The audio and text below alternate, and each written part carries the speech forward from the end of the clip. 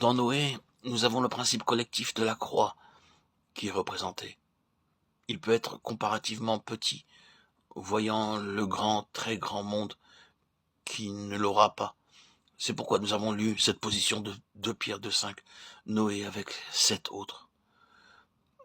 Je ne vais rien faire du chiffre maintenant. Il y a peut-être quelque chose dans cela. 7 et 1, et 7 dans 1. Vous pouvez en faire ce que vous voulez, mais vous savez assez bien que ces nombres dans les Écritures ne sont pas insignifiants, ils sont toujours significatifs. Et il y a ici quelque chose qui représente un témoignage spirituel, complet d'une manière corporative. Et c'est ce qui, reposant sur la croix, va jusqu'à la fin. Oh, combien de choses sont enveloppées dans cette déclaration. Je ne peux pas m'attendre à ce que vous voyez dans ma tête, mais je vois beaucoup dans cette simple déclaration. Un témoignage collectif de la croix, allant jusqu'au bout. Cela résume le livre de l'Apocalypse qui est la fin.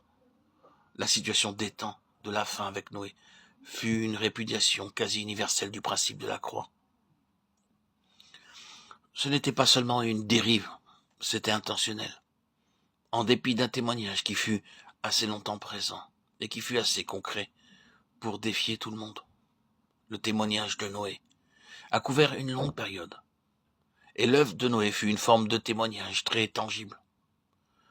C'était très concret, ce n'était pas une simple doctrine ou une théorie. C'est quelque chose de présent sous une forme palpable, tangible et concrète. Et c'était là, à travers cette longue période. Et en présence de cela, malgré cela, le reniement était presque universel, ce qui, bien évidemment, a conduit à un presque engloutissement universel et à une implication de jugement selon le verdict de Dieu qui avait déjà été prononcé en Adam sur tout ce qui était semblable. Il n'est pas difficile de voir, en se tenant à côté de Noé, durant son temps, notre propre temps et la fin de cette dispensation. Quoi que nous disions et laissions les hommes dire ce qu'ils font concernant le bien dans la nature humaine et dans l'humanité, le fait est que Dieu ne juge pas du tout sur une base comparative de plus ou moins bon dans les hommes. Dieu juge sur une base absolue, et la base absolue de Dieu est: quelle est votre attitude à l'égard de la croix de Jésus-Christ? Qu'avez-vous fait de l'agneau de Dieu? Ce n'est pas si vous êtes plus ou moins bon, si vous êtes très mauvais naturellement, ou comme les hommes rendraient compte très bon.